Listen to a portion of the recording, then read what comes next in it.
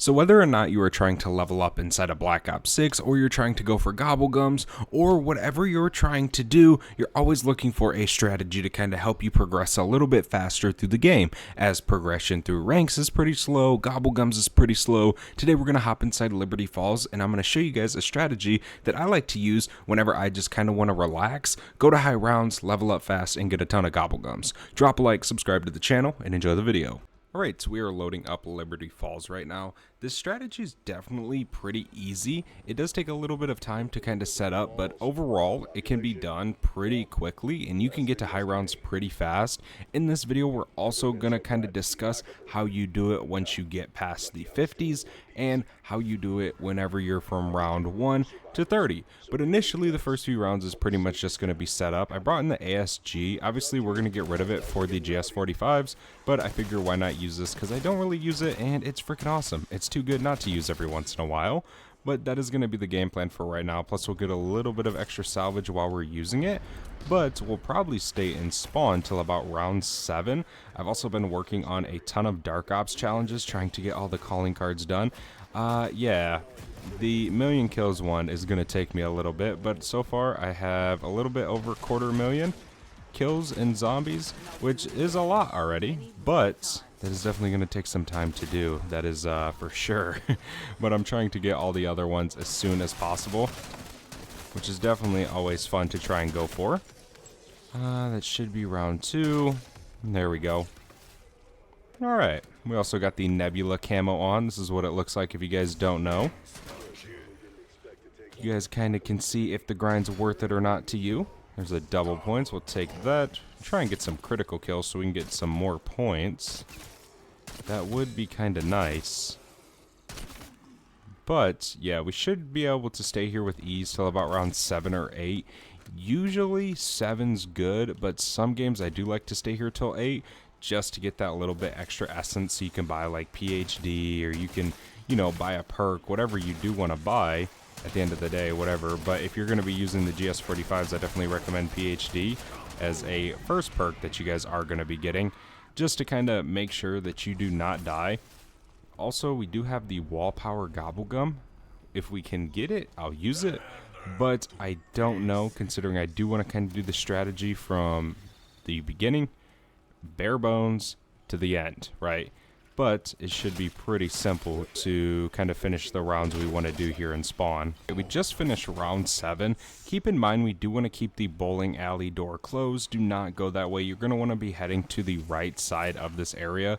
Now, you also can do kind of like a little ether shroud strat to just basically skip all the beginning doors. But we're just going to kind of go from, say, the beginner point of view, right? Where you open the doors, you just kind of want to go this way before you do go anywhere else. But by now you should have enough points to kind of be able to open all these doors, to go ahead and open up to pack a punch. We also did buy the GS45s off the wall and spawn, which are already uncommon, so that saved us a ton of salvage, which is absolutely amazing. You can never go wrong with that. But now we need to actually get PhD before we do end up hurting ourselves. We do still have this ASG, so we're just kind of going to use this with insta-kill while we have it. Because why not? There's no point in damaging ourselves with the GS45s right now. But yeah, this strategy is literally anything you want it to be besides a camo grinding strategy. This is just not something you would use for camos, obviously, because you're just going to be using the GS45s. And then if you want to go past, say, 30, you're going to be using the jet gun as well with this strategy. But we can save that for later on into the video. But we should be able to just make this rare. Obviously, we could just wait around and throw a nade up there, but I'm not going to wait. I want to get into the strategy as soon as possible. So right now we have PhD. We have the GS45s packed. I'm just going to kind of sit over here in this area and rack up some essence so we can buy Jug and Speed Cola. Those are definitely going to be some perks that we do want to have before we kind of fully get into the strategy.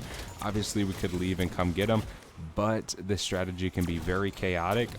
Once you get it down, it's super easy, but at first it might be a little chaos. So I definitely recommend kind of getting a few perks before you do get into it, which is easy. It's easy as heck to fly through these rounds extremely quick, especially with the GS45s, of course.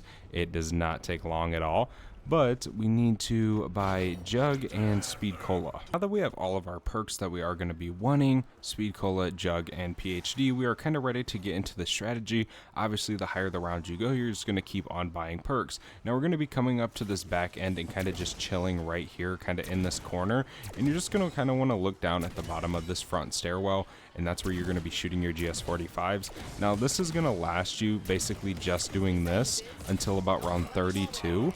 And then you're going to have to start using your streaks and all this. Now, I do recommend using Ether Shroud for whenever you get into the high rounds and there's 5-6 manglers in front of you, and it can be very, very challenging.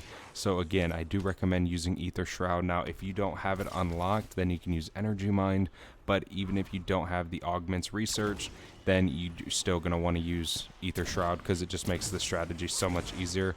But again, if you don't have it unlocked, all you can do is just use Energy Mine. That's going to be super helpful in here for the manglers once again. But yeah, you pretty much just want to spam here, and then whenever you need to get down, you can just jump. All the zombies are going to turn around. Obviously on the higher rounds it's a little bit more difficult, but whenever you do have, say, the jet gun, you're just going to fly through rounds so fast. It's actually kind of crazy.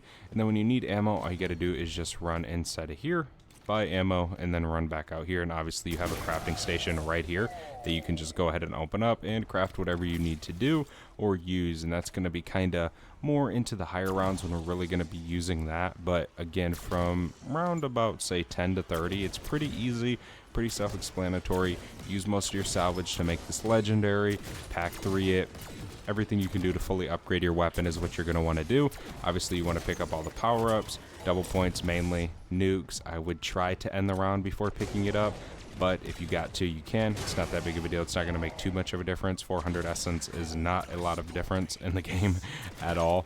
But yeah, this is pretty much the beginning strategy. So I'm going to use this to go through a ton of rounds, and then I will see you guys whenever we're on a decent sized round. Now, one thing I forgot to mention is that very rarely will you actually have elites come over here.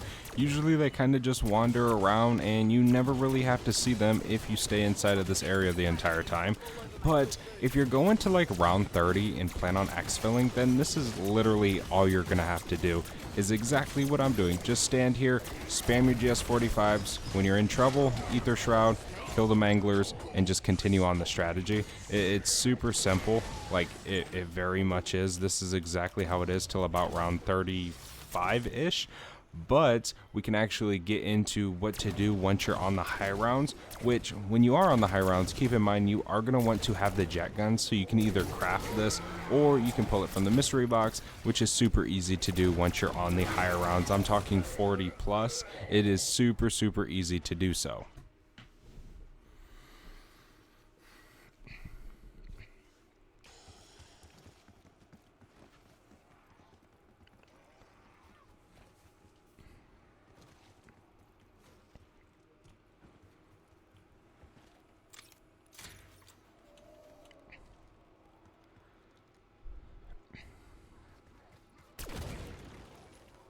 So once you get past round 40, or are you on 40, you're going to want to get the jet gun. Now you can build this or you can get it from the mystery box. Both ways are super duper easy to do, but this is going to allow you to go to 100 plus using the jet gun. The GS45s just really aren't that good anymore after this round. Now, one thing I will say is whenever you're playing, you gotta be super careful when you're using this, because you can very much die because it runs out of ammo so fast. But what we do have is a mutant injection. Once you get on these high rounds, you're gonna be wanting to have a mutant injection every single round. It pretty much can clear out the entire round for you, but the jet gun is going to be used first at the beginning of every single round, and then you're just going to mutant inject to finish it off. It's a super easy strategy and you can get through it pretty quick. Now from rounds 1 to 30, you're just going to be saving up so much salvage that you're going to have a ton. Now I would recommend just using score streaks off of dropped from manglers and abominations, but once you get on the higher rounds, it becomes a little bit more difficult to do that just because of the actual health of the boss.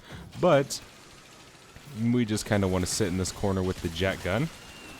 and just hold down our trigger. Now I like to pay attention to the actual number dropping. Whenever it hits about 15, I will just Ether Shroud real quick. You can kind of let it charge up, or you can kill some zombies. It doesn't really matter. We have insta kill right now, so we can go ahead and use this to kind of fly through 41 real fast. It's no big deal. And then whenever we get into trouble again, we can just pop our mutant injector. Yeah, I mean, that's pretty much the strategy. Thank you guys so much for watching this video. Hopefully you guys enjoyed. If you did, do not forget to leave a like and subscribe down below. And I'll see you guys in the next one. I am out. Have a good one. Peace.